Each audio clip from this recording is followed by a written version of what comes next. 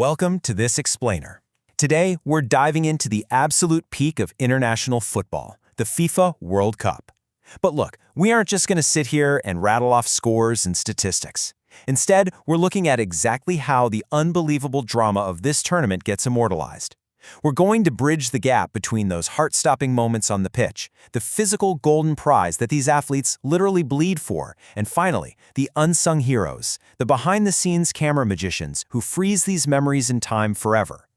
So, here's our game plan for today. We'll be hitting iconic World Cup moments, the ultimate football prize, the Jules Rimet heists, capturing action on camera, and finally, the art of sports docs. First up, iconic World Cup moments. To truly get the magic of the World Cup, you have to look at the visceral, crazy, polarizing events that define it, right? The beautiful game is beautiful because the stakes are just astronomically high. Take a look at this. On one side, we have one of the most infamous moments in all of sports, Diego Maradona's hand of God goal from the 1986 quarterfinal against England. He controversially punched the ball into the net, sparking massive international outrage. But then, in that exact same match, Maradona turns around and executes the goal of the century. He basically dribbled past half the English team with unprecedented vision and tactical brilliance. It's wild to think that such intense controversy and sheer, undeniable genius can exist side by side in a single match.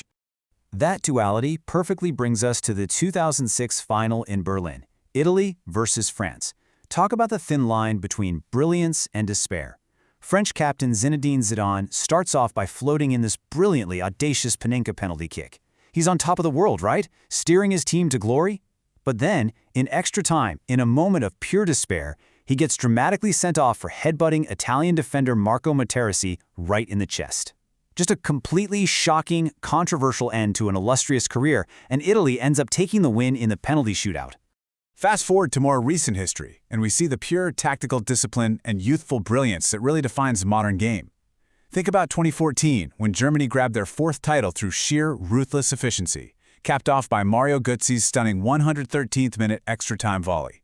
Or jump to 2018, with a lightning-fast French team dominating under the tactical genius of Didier Deschamps. That's the tournament that gave us Kylian Mbappé truly announcing himself, becoming the first teenager to score in a World Cup final since the legendary Pelé. These moments, the genius, the heartbreak, the triumphs, they show us exactly what these elite athletes are fighting for. All right, moving on to Section 2, the ultimate football prize. Pivoting from the on-field action, let's talk about the physical object of their lifelong obsession.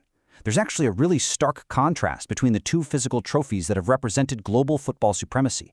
The original Jules Rimet trophy, designed back in 1930 by French sculptor Abel Lafleur, was crafted from gold-plated sterling silver sitting on a lapis lazuli base, depicting Nike, the ancient Greek goddess of victory.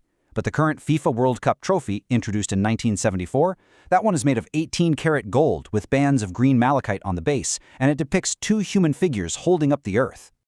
Now, that Kerman trophy was actually chosen from 53 different submissions. It was designed by Italian artist Silvio Gazzanega, and he described his creation beautifully. He said, "The lines spring out from the base, rising in spirals, stretching out to receive the world." You can really see that dynamic tension built into the design, can't you? It perfectly captures that stirring, explosive energy of victory. But looking at this incredibly valuable object, the material cost today is estimated at around $713,000, it begs a pretty curious question. Is the World Cup actually solid gold? Well, no, actually. It weighs 6.175 kilograms, which is roughly 13.6 pounds. Back in 2010, an incredibly sharp chemist named Sir Martin Polyakov realized that the trophy absolutely must be hollow inside. Why?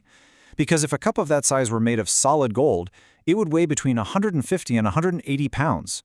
Imagine the winning captain trying to joyously hoist a 180-pound solid gold barbell over their head after playing 120 minutes of grueling football. No way. The original manufacturer actually came out later and confirmed that Polyakov hit the nail on the head. It is indeed hollow. Which brings us to Section 3. The Jules Rimet heists. We are shifting completely into true crime mode here, because the history of the original World Cup trophy is almost too wild to believe. So it's created in 1930 and sails off to Uruguay for the inaugural tournament. By World War II, it was held by the 1938 champions, Italy. To protect it from the Nazis, an Italian FIFA official named Ottorino Barassi secretly moved it from a bank and hid it in a shoebox right under his bed. Fast forward to 1966 in England. The trophy is straight up stolen during a public exhibition. A week later, it's miraculously discovered wrapped in newspaper under a suburban garden hedge by a heroic, little black and white collie dog named Pickles. You can't make this stuff up. But the story does have a tragic end. Because Brazil won the tournament for a third time in 1970, they were allowed to keep the real trophy in perpetuity. But in 1983, thieves in Rio de Janeiro forced open a bulletproof cabinet with a crowbar and stole it. It has never been recovered, and pretty much everyone believes it was melted down into gold bars. Let's move on to Section 4, capturing action on camera. Think about it. The only reason we remembered the brilliance of Maradona, the despair of Zidane, or the heroism of Getzy is because of the visual storytellers standing on the sidelines. And shooting sports photography? It is grueling, high-pressure work. Photojournalist Frank Darkwa shares some essential tips for surviving on the pitch. Some are technical, right? Like always monitoring the weather for optimal lighting and arriving way ahead of time. But others are vital for your actual safety. You absolutely must stay unbiased and neutral. If you are visibly cheering for one side, or worse, if you break Darkwa's cardinal rule and wear a team jersey on the job, you risk facing the absolute wrath of passionate, irate fans. Your job is to capture the game, not participate in it. And Darkwall offers another fantastic piece of advice. The action isn't just on the grass. Sometimes the absolute most compelling stories happen when you turn your camera away from the athletes. You have to capture the raw emotions of the fans in the stands, the nervous tension in the dugout, and the unique electric atmosphere that surrounds the whole stadium. That is what truly brings a still image to life. Finally, Section 5, the art of sports docs. Shifting from still photography to the fast-paced kinetic world of documentary filmmaking, we look through the expert lens of cinematographer James Melrose. He basically treats the filmmaking process like a meticulously planned match of its own, following a core progression.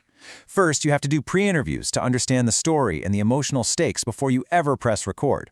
Second, you need the exact right gear. Capturing high motion requires cameras capable of really high frame rates, like a Sony FX6, just to handle the speed of the action smoothly.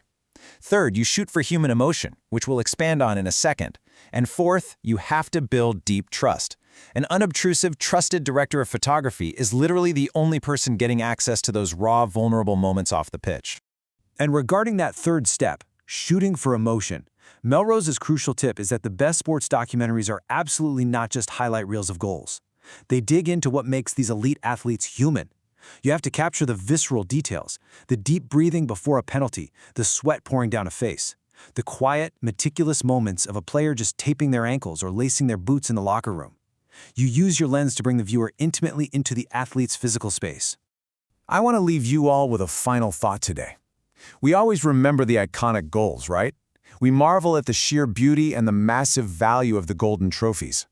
But the next time you sit down to watch a match, look past the players for just a moment. Ask yourself, who is the person standing just outside the frame, meticulously adjusting their lens, checking their lighting, and keeping their own emotions in check just to make sure you never, ever forget what you're seeing? They are the unsung media heroes immortalizing history for the rest of us.